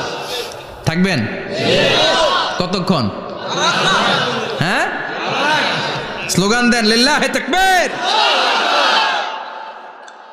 এরপরে আল্লাহ বললেন, গোলাম ওয়া ইন্না লাকুম ফিল আনআমি লাইবরা, প্রাণীকুলের দিকে নজর করে তাকাও। প্রাণীকুলের মধ্যে আমি তোমাদের জন্য নিদর্শন রেখেছি। নুসকিকুম মিম্মা ফি বুতুনিহি, এই প্রাণীকুলের পেট থেকে একটা চমৎকার জিনিস আমি বের করে দেই, এটার নাম হচ্ছে দুধ। এটা কি? দেখেন, একই আয়াতের মধ্যে আল্লাহ মধুর কথাও বললেন, আবার দুধের কথাও বললেন। দুধটা কিভাবে হয়, উৎপন্ন হয়, মধু কেমনে হয়, ইঞ্চি ইঞ্চি কথা এই কোরআনের ভেতরে তুলে ধরলেন কে? আল্লাহ বললেন, মিমবাইনি ফারসিউ ওয়াদামিল লাবানা, গোবর আর রক্তের মাঝখান দিয়ে আমি দুধ বের করি। সুবহানাল্লাহ পড়েন। আমরা যাই এই গাভীর ওলান টানা শুরু করি সকালবেলা বিসমিল্লাহ বলে, কিন্তু কেমনে যেটা আসে ওইদিকে নজর নাই, ডাকাত। বিসমিল্লাহ বলে শুরু করে না, দুধ খাই আলহামদুলিল্লাহ পড়েন, আছে না নাই? আল্লাহ বলেন মেকানিজমটা শোনো, কেমনে আমি খাওয়াই। আল্লাহ বললেন, মিমবাইনি ফারসিউ ওয়াদামিল লাবানা, গোবর আর রক্তের মাঝখান দিয়ে আমি দুধ বের করে দেই। সুবহানাল্লাহ। গরু যে ঘাস খায়, এই ঘাস থেকে রক্ত হয় আর গরুর গোবর হয়। পেটের একদিকে থাকে গোবর, আরেক দিকে থাকে রক্ত। রক্ত দুর্গন্ধ, গোবরও দুর্গন্ধ। রক্তও নাপাক, গোবরও নাপাক। এই দুই নাপাক আর দুর্গন্ধের মাঝখান দিয়ে সুগন্ধযুক্ত দুধ বের করে দেয় কে? আল্লাহ বললেন, মিমবাইনি ফারসিউ ওয়াদামিল লাবানা, গরু যে খাবারগুলো খায়, ওই খাবারের এক পাশ দিয়ে গোবর হয়ে যায় আর এক পাশ দিয়ে রক্ত হয়ে যায়, মাঝখান দিয়ে দুধ বের করে দেয় কে? What a amazing mechanism of discharging milk from animal's body. What a amazing mechanism. একদিক দিয়ে গোবর দুর্গন্ধ, আরেক দিক দিয়ে এই ঘাস খাওয়ার কারণে রক্ত হয়, মাঝখান দিয়ে দুধ বের হয়ে যায়। সুবহানাল্লাহ। আবার বাছুর ছাড়া দুধ পাওয়া যায় না। গাভী আছে কার কার? হাত তোলেন তো। বাছুর ছাড়া দুধ পাওয়া যায়? শুধু গাভী, বাছুর নাই, দুধ আসবে? আবার এই যে বিশাল বড় ওলান 20 কেজি দুধ দেয় প্রতিদিন, এই ওলান কাটলে দুধ পাওয়া যায়? এক ফোঁটা দুধও ওলানটা কেটে টুকরা টুকরা করলে আপনি পাবেন না। এটা আলাদা মেকানিজম, এটা ভিতর থেকে একটা নির্যাস। বাছুর নিয়ে 2টা ঢু মারবেন, ওই নির্যাস দিয়ে দুধ বেরোতে থাকবে, গোবর আর রক্তের মাঝখান দিয়ে চিৎকার করে পড়েন আল্লাহু আকবার। এজন্য বিশ্বনবী বলতেন বেশি বেশি দুধ খাও। দুধ হলো সুষম খাদ্য। পৃথিবীতে আবিষ্কৃত যত খাবার আছে, দুধের চাইতে ভালো খাবার আছে নাকি? কথা কন। মানুষ পানি খেয়ে 3-4 দিন বাঁচে জানেন, আর পানির মধ্যে লবণ দিলে 7-8 দিন বাঁচতে পারবেন। আর দুধ পাইলে আজীবন বাঁচবেন। দুধ খেয়ে যদি হজম করতে পারেন, দুধ খেয়ে হজম করতে পারলে আজীবন বেঁচে যাবেন। সুষম খাদ্য। বিশ্বনবী যে রাতে মেরাজে যাবেন, সিদরাতুল মুনতাহা পার হওয়ার পরে বিশ্বনবীর পরীক্ষা শুরু হলো। বিশ্বনবীকে বুখারীর বর্ণনা 3টা গ্লাস দেয়া হলো। কাদাহ ফিহি লাবান, এক গ্লাসের মধ্যে দুধ ছিল। ওয়া কাদাহ ফিহি আসাল, আরেক গ্লাসের মধ্যে ছিল মধু, আরেক গ্লাসের মধ্যে ছিল মদ। কাদাহুন ফিহি খামার। বিশ্বনবীকে 3টা গ্লাস দিয়ে বলা হলো নবী চুজ করেন কোনটা নেবেন। এক গ্লাসে মধু, আরেক গ্লাসে দুধ, আরেক গ্লাসের মধ্যে বিশ্বনবীকে দেয়া হলো মদ। বিশ্বনবী বললেন যে এই গ্লাসের ভেতরে দুধ আছে, আমি ওই পেয়ালাটা নিলাম। সাইয়েদনা জিব্রাইল বললেন ইয়া রাসূলুল্লাহ আখাস্তাল ফিতরা, আপনি যেমন নিছেন তেমন। সুবহানাল্লাহ কইবেন না?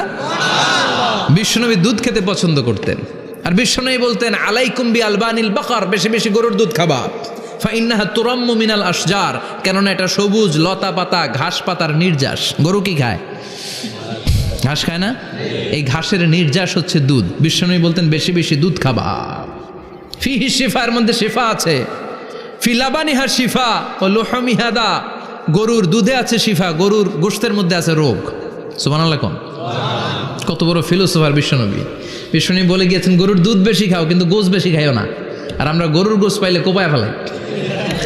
সাদা ভাত আর ঝাল গরুর মাংস যদি হয়, ওই যে অনেকের জিহ্বায় পানি চলে আসছে। সুবহানাল্লাহ কইবেন না? বিশ্বনবী বলতেন দুধ খাও, গোশ খাইও কম। গরুর গোশত কম খাবা, গরুর দুধ বেশি খাবা। সুস্থ রাখবে কে?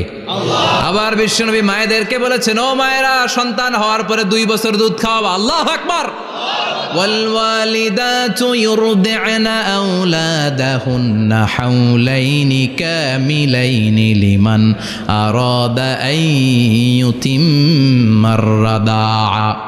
সন্তান যারা পেয়েছো মায়েরা, বোনেরা, 2 বছর দুধ খাওয়া সন্তানদের সুস্থ রাখবে কে? আল্লাহ। বাচ্চা ডেলিভারির পরপরই আল্লাহ তাআলা মায়ের বুকে একটা দুধ দেয়, এটাকে বলে শাল দুধ। এটা হচ্ছে বাচ্চার জীবনের প্রথম প্রাকৃতিক টিকা। সুবহানাল্লাহ কয় না? এটা বেবির জীবনে ন্যাচারাল প্রাকৃতিক টিকা, প্রতিষেধক আল্লাহ দিয়ে দিয়েছে। আপনার বাচ্চাকে টিকা দিন, স্লোগান আছে না? 5টা-7টা টিকা দেওয়া লাগে। প্রথম টিকাটা আল্লাহ নিজেই ফ্রি দিয়ে দিছে। এটা শাল দুধের ভেতরে পাওয়া যায়। এজন্য বাচ্চাকে শাল দুধ খাওয়াতে হবে। তার ব্রেনের গ্রোথ হবে, সে শক্তিশালী হবে, সে দেশপ্রেমিক হবে, সে আল্লাহওয়ালা হবে। চিল্লা এখন ঠিক কিনা?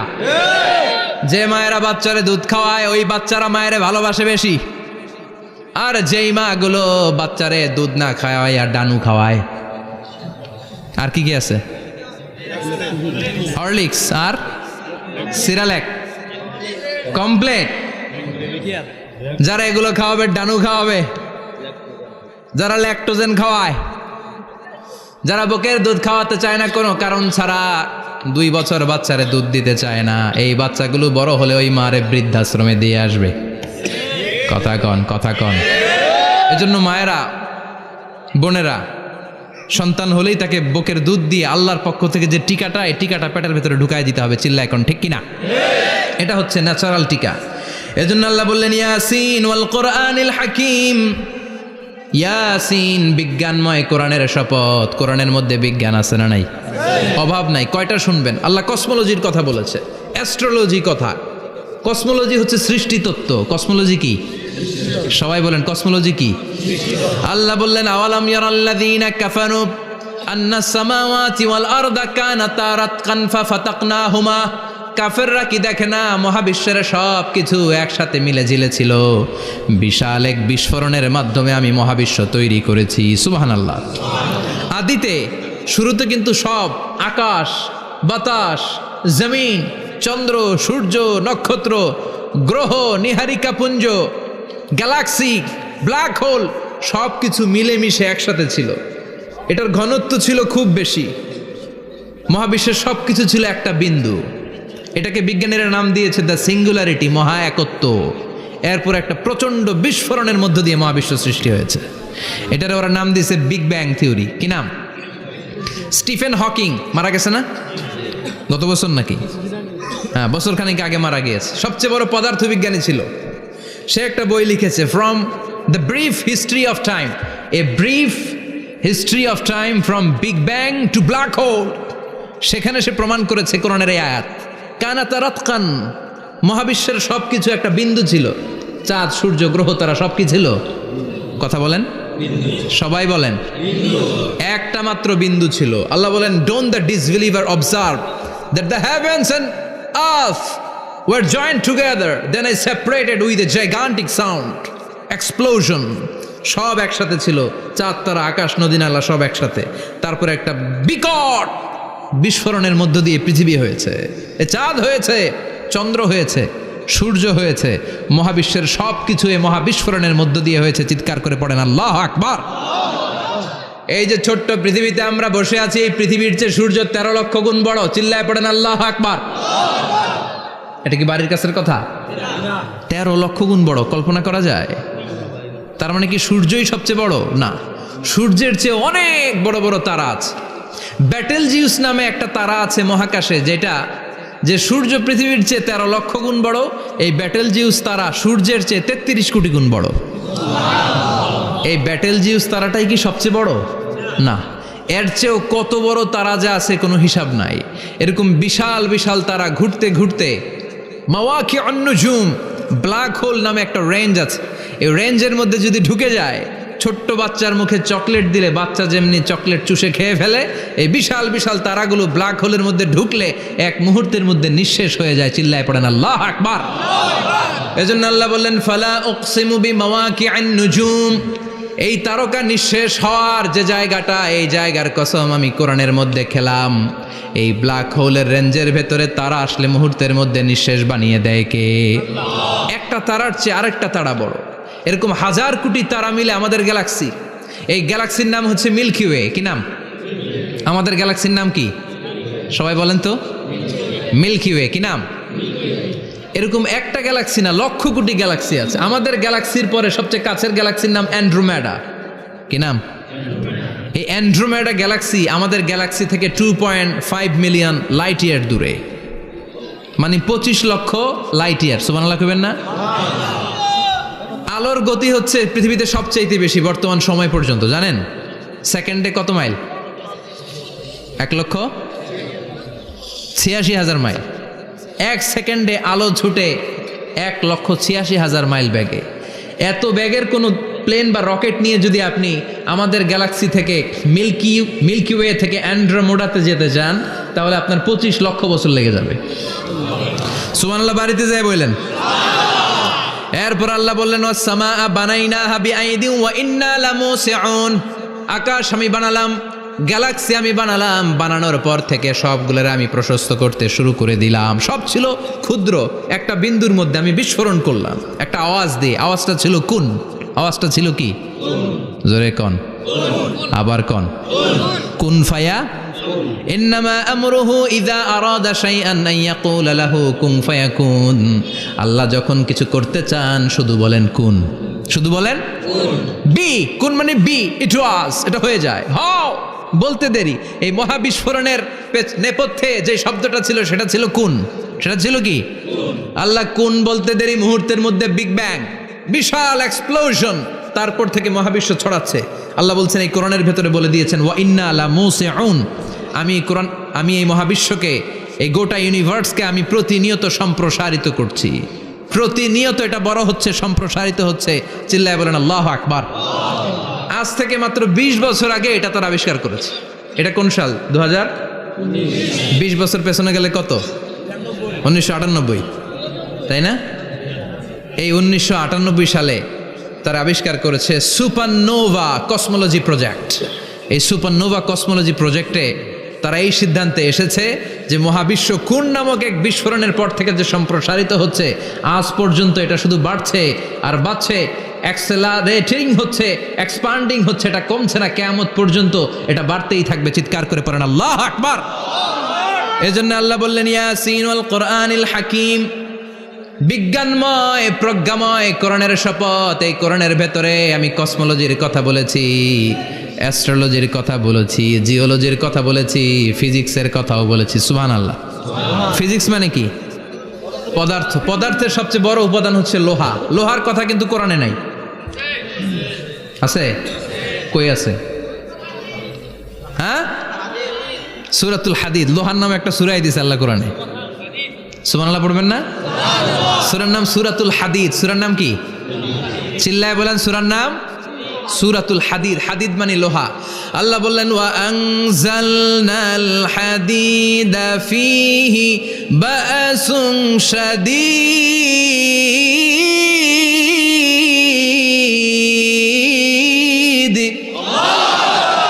ওয়া আনজালনাল হাদিদ ফীহি বাসুন শাদীদ, আমি লোহা নাজিল করলাম আর লোহার ভেতরে আমি ভয়ঙ্কর শক্তি ঢুকাইয়া দিলাম। সুবহানাল্লাহ। ফিহি মানাফিউ লিন্নাস, লোহার ভেতরে মানুষের জন্য অনেক কল্যাণ আছে। সুবহানাল্লাহ। লোহা ছাড়া পৃথিবীতে কিছু হয়? আংটি বানাতে লোহার দরকার আছে না নাই? ঘড়ি বানাতে, গাড়ি বানাতে, বাড়ি বানাতে, মোবাইল বানাতে, হেলিকপ্টার, প্লেন, রকেট, মাইকের স্ট্যান্ড। সুবহানাল্লাহ কোন? এমন কোন জিনিস নাই যেটার মধ্যে লোহা লাগে না। এজন্য আল্লাহ বললেন এই লোহার নামে আমি একটা সূরা ডেডিকেট করলাম, ওয়া আনজালনাল হাদিদ ফিহি বাসুন শাদীদ, আমি লোহাকে নাজিল করেছি। আল্লাহ বলেছেন, খেয়াল করে শব্দটা শুনেন, ওয়া আনজালনাল হাদিদ, আমি লোহাকে উপর থেকে নাজিল করেছি। কি করেছি? কথা বলেন। তার মানে লোহা পৃথিবীতে ছিল না, নাজিল করছে কে? লোহা পৃথিবীতে ছিল? পৃথিবীতে ছিল? পৃথিবীতে থাকলে নাজিল করবেন কেন? এই যে কোরআনটা পৃথিবীতে আগে ছিল, নাজিল করছে কে? কোন ফেরেশতাকে দিয়ে? সাইয়েদনা জিবরাইল। কোন নবীর উপর? বিশ্বনবী মুহাম্মদুর রাসূলুল্লাহ। আল্লাহু আকবার। তার মানে ওহি পৃথিবীতে ছিল না, আল্লাহ উপর থেকে নাজিল করেছেন। নুজুল মানে উপর থেকে নিচের দিকে আসা। এই নুজুল শব্দ ব্যবহার করে আল্লাহ বললেন ওয়া আনজালনাল হাদিদ, লোহাকে আমি নাজিল করেছি। তার মানে লোহা পৃথিবীর উপাদান নয়, লোহা এসেছে উপর থেকে। কোন সুবহানাল্লাহ। বিজ্ঞানীরা, পদার্থবিদ যারা গবেষণা করে এটাই পেয়েছেন, লোহা আসলে পৃথিবীর না। লোহা পৃথিবীতে উৎপাদন করা হয় নাই। লোহার যে মলিকিউল, অণু আছে, লোহার একটা অণু তৈরি করার মতো ক্ষমতা পৃথিবীর নাই। ইভেন এই সৌরজগতের কোনো কিছুর নাই। সূর্যের তাপেও লোহা তৈরি হতে পারে? লোহার ছোট্ট একটা অণু তৈরি করতে কমপক্ষে 1 কোটি ডিগ্রি সেলসিয়াস তাপের প্রয়োজন হয়।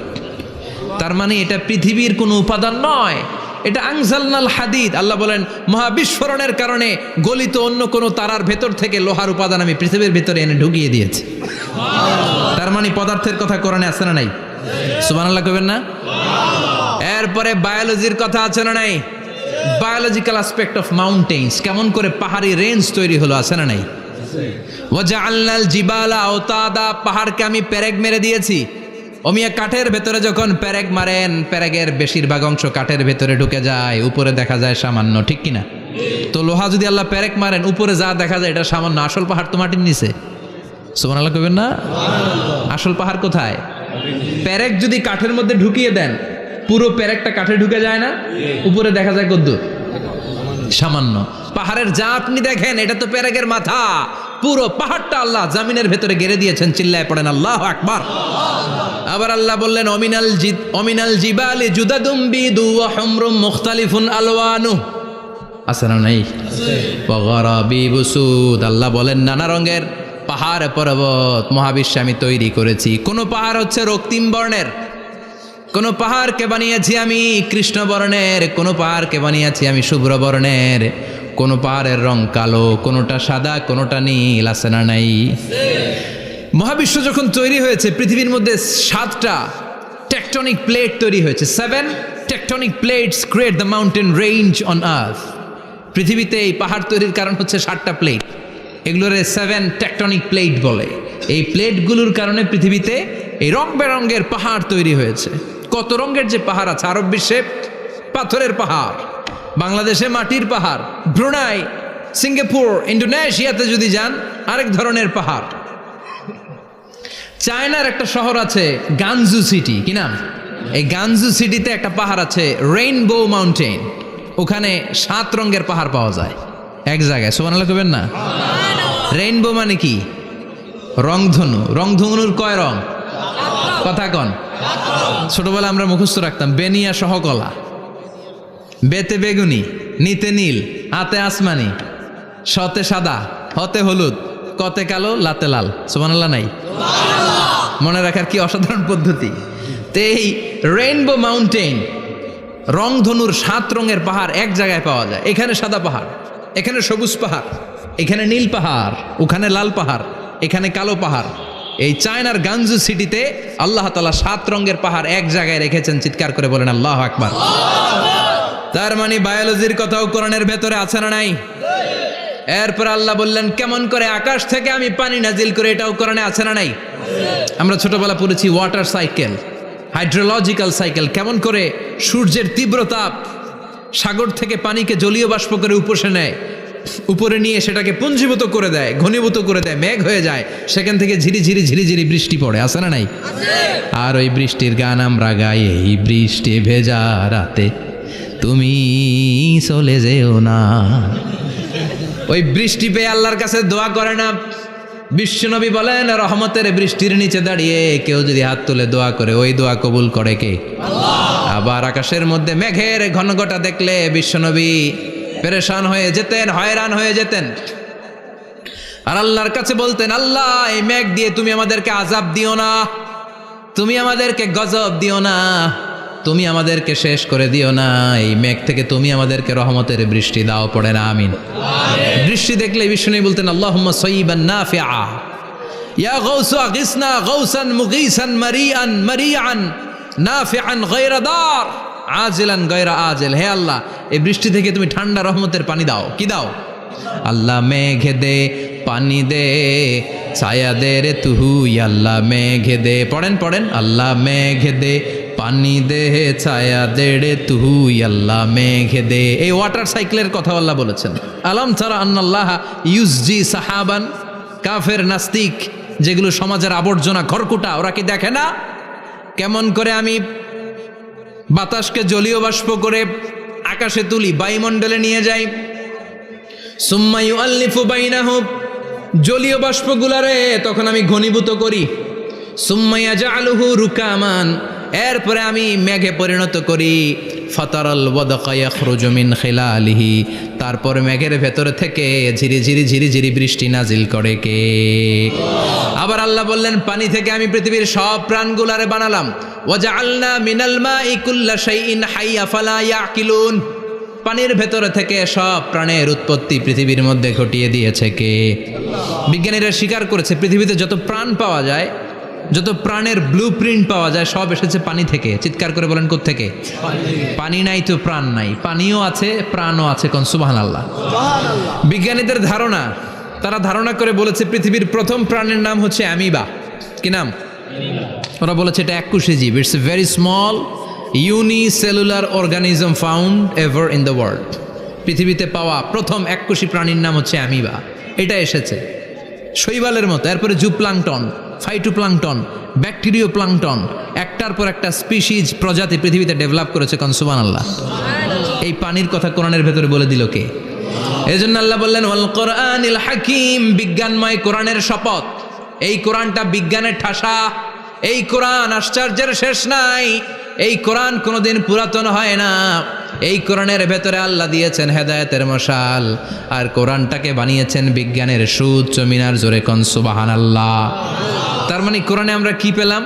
দুধের কথা পেলাম, মধুর কথা পেলাম, কিভাবে ডায়েট করবেন সেটা আমরা পেলাম, আমরা কসমোলজি পেলাম, অ্যাস্ট্রোলজি পেলাম, বায়োলজি পেলাম, ফিজিক্স পেলাম, ওয়াটার সাইকেল পেলাম। এবার পাতালপুরীর কথার দরকার আছে না নাই? পৃথিবীর একেবারে গভীরতম গভীরে কি আছে এটা কিন্তু কোরআনে নাই, আছে। পৃথিবীর মাঝখানে যে উত্তপ্ত লাভা আর আগুন, এটা আপনারা জানেন? পৃথিবীর উপর দিয়ে আমরা ঠান্ডা পৃথিবীতে ঘুরে বেড়াই, কিন্তু এর ভিতরে কিন্তু আগুন, লাভা। আল্লাহ কোরআনের মধ্যে ফুটন্ত টকবগে সাগরের কসম খেয়েছেন। আল্লাহ বলেছেন ওয়াল বাহারিল মাসজুর,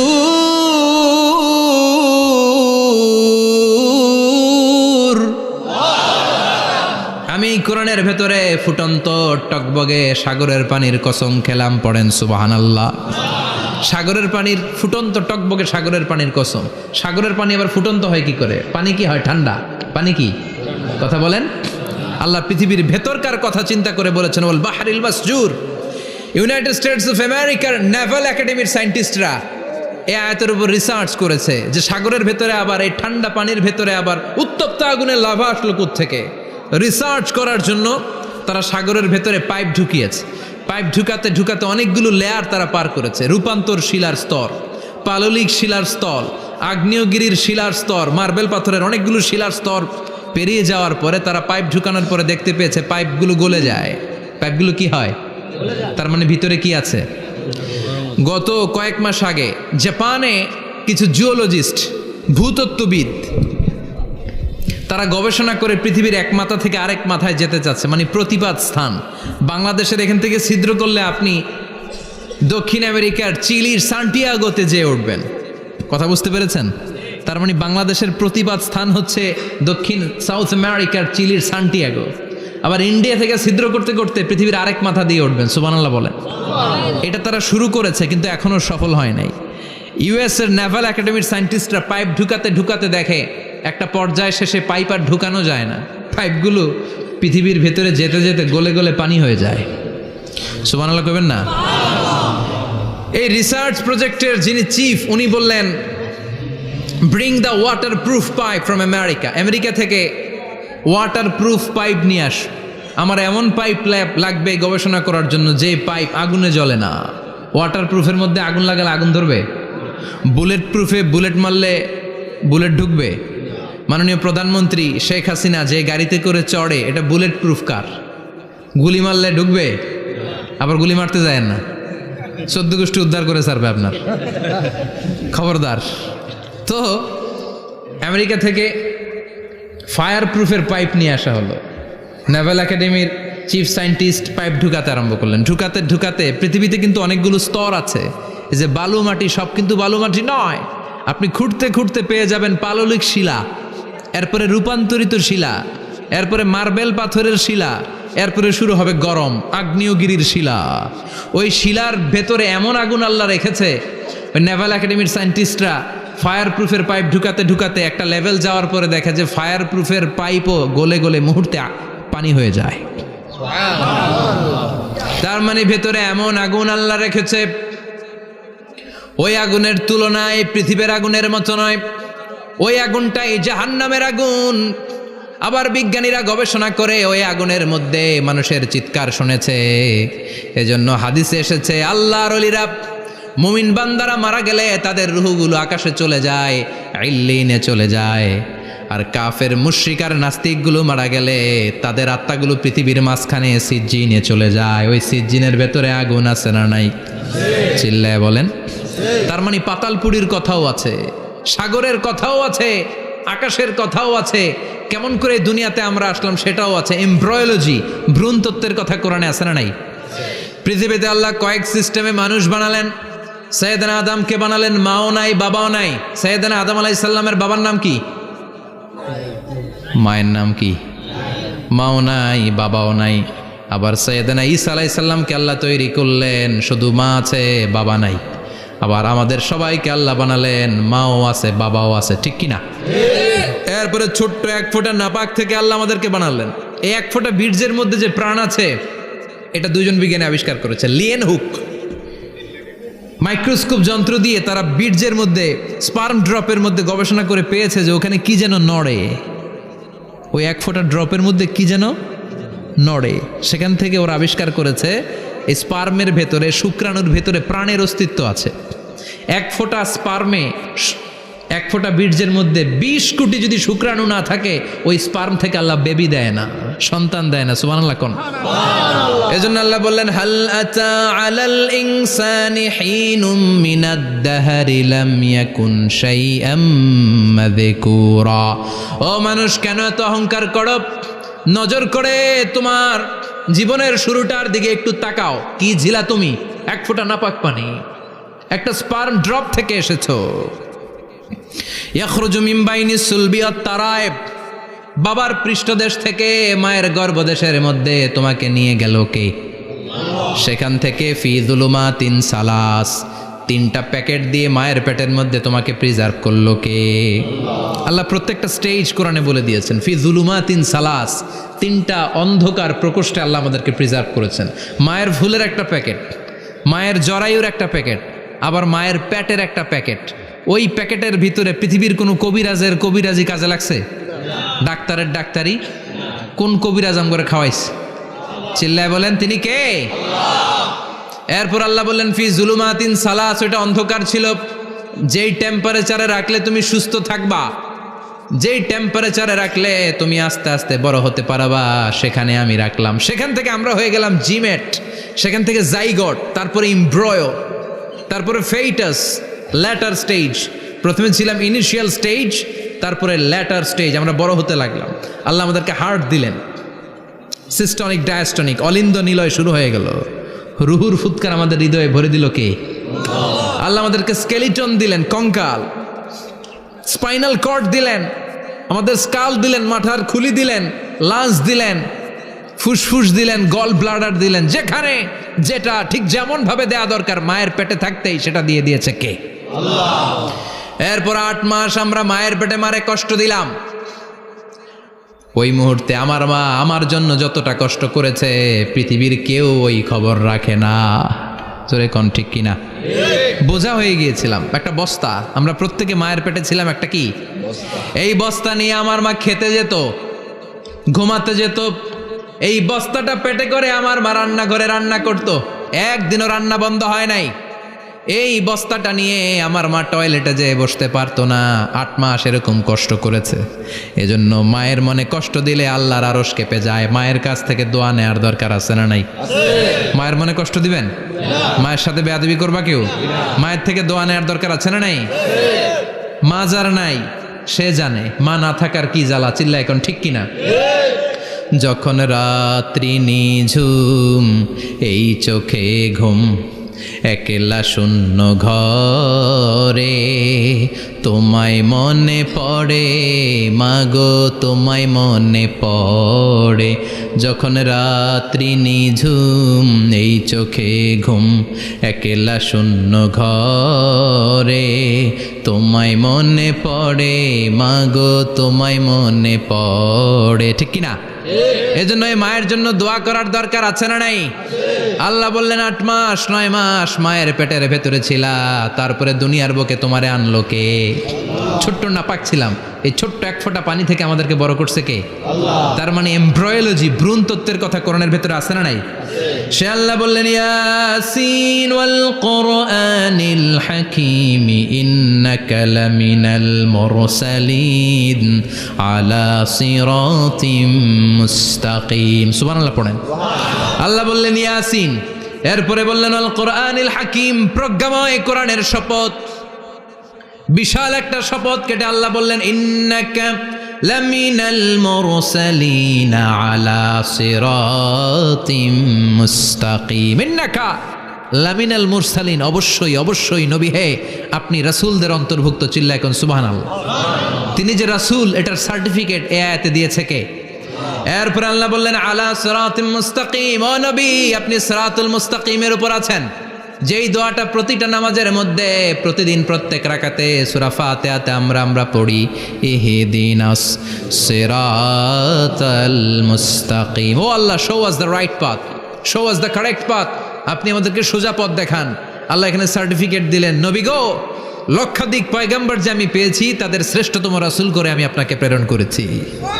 আর হেদায়েতের সুউচ্চ মশাল দিয়ে আমি আপনাকে সিরাতুল মুস্তাকিমের উপর রেখেছি। চিল্লায় পড়েন আল্লাহু আকবার। এই জন্য বিজ্ঞানময় কোরআনের সাথে নিজেদের সম্পর্ক বাড়ানোর দরকার আছে না নাই? কোরআন পড়লে দুনিয়া এবং আখিরাতে মর্যাদা বাড়ায় দিবে কে? কোরআনের আইন দিয়ে সমাজটারে সাজানোর দরকার আছে না নাই? কোরআন দিয়ে আমাদের সমাজটা সমৃদ্ধ হোক আমরা চাই কি চাই না? কোরআন দিয়ে আমার সংসদ ভবন চলুক, আমার 300 জন মেম্বার অফ দ্য পার্লামেন্ট কোরআনের আয়াত দিয়ে সংসদে কথা বলুক আমরা চাই কি চাই না? আমাদের মিলিটারিগুলো কোরআনের আওতায় চলুক, আমাদের দেশটা কোরআন দিয়ে চলুক। আমার লাল সবুজের পতাকা সংসদ ভবনের এক পাশে, আর কালিমার লা ইলাহা ইল্লাল্লাহর পতাকা আরেক পাশে পতপত করে উড়বে আমরা চাই কি চাই না? সেজন্য কোরআনের সাথে আমাদের সম্পর্ক বাড়াতে হবে, নিজে কোরআন পড়তে হবে, কোরআন বুঝতে হবে, কোরআনের উপর আমল করতে হবে। রাজি আছেন তো?